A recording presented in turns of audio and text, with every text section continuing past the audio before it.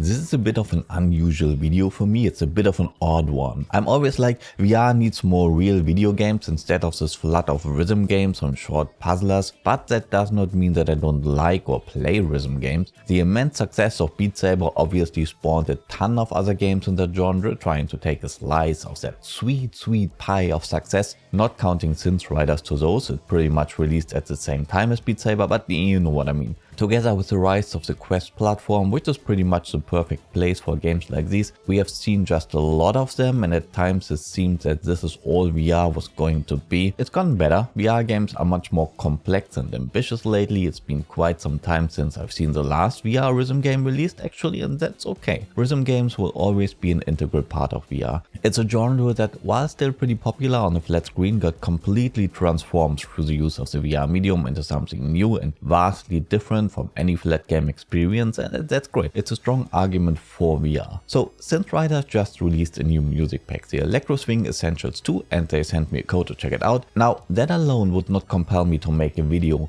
if it were not for the fact that I absolutely love Synth Riders. It is my favorite VR rhythm game. This is pretty much the only rhythm game that stuck with me and I played for more than a couple of hours, and I'll just take this as an opportunity to make a little video of appreciation for my personal favorite VR rhythm game.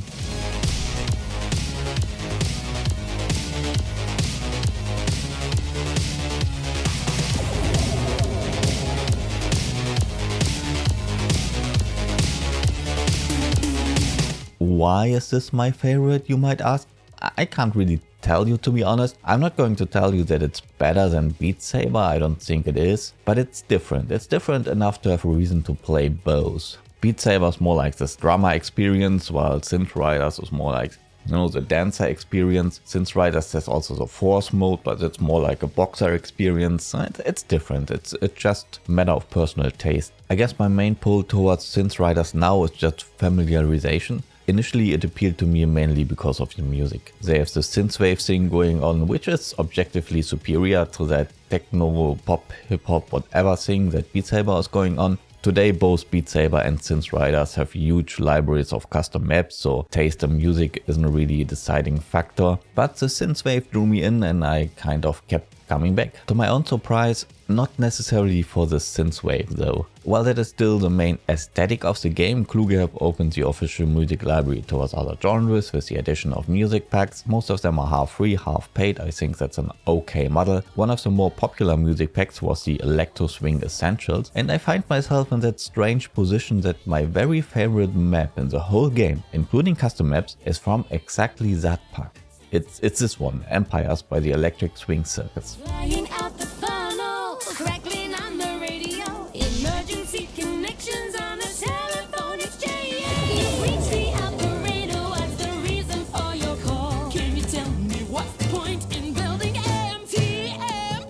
Now that is not the kind of music that I would listen to on Spotify or something, while synthwave definitely is, but somehow this one clicked with me. Important to enjoy a track is to get into the flow of the song. It's not just the music itself, it's also how the map is designed, and this one just works for me like no other. While custom songs are great to customize your game more towards your own tastes, the quality of these maps varies wildly. There are some amazing custom maps, there are very bad custom maps. The advantage of these official tracks is the quality of the maps is consistently high, so I was really interested to see a continuation of the Electro Swing Essentials. Is one of the new tracks going to replace Empires as my favorite? Probably not, but that's highly subjective. As you're seeing from the footage here in the background, I'm playing on a PSVR 2. Small anecdote, Kluge sent me a key for the new music pack for the PSVR 2, but I only owned the game on Steam. It was one of the first things I bought when I got into VR, so I was like, what am I supposed to do with this? I can't use this key. And they were like, no worries fam, we got you.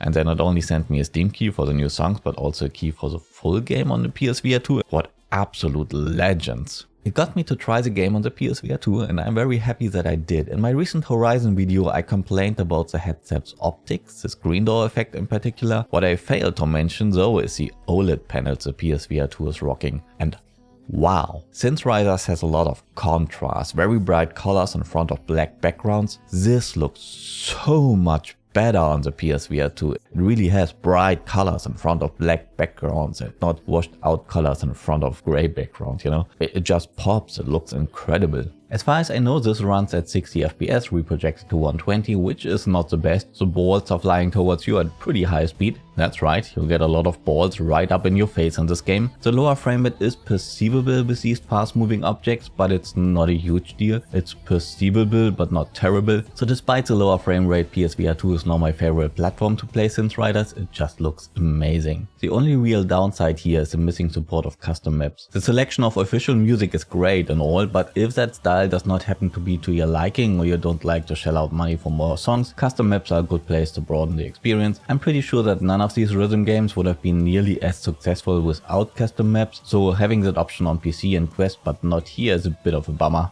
So yeah, that is Synth Riders. A great rhythm game that is sure to make you break a sweat. There are other rhythm games out there that are also great, but this one is my favorite.